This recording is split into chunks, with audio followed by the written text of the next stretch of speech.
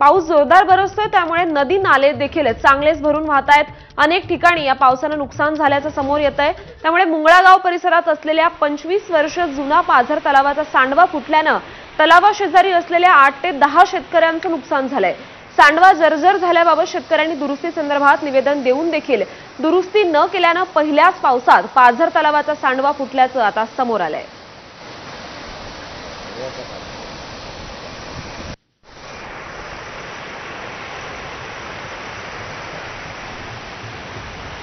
त्यामुळे आपण ही दृश्य पाहतोय। वाशिम जिल्ह्यात मुसळधार पाऊस बरसतोय, त्यामुळे नागपूर संभाजीनगर या पुलावर देखील मोठ्या प्रमाणात वाहतूक कोंडी झाल्याचं चित्र आहे।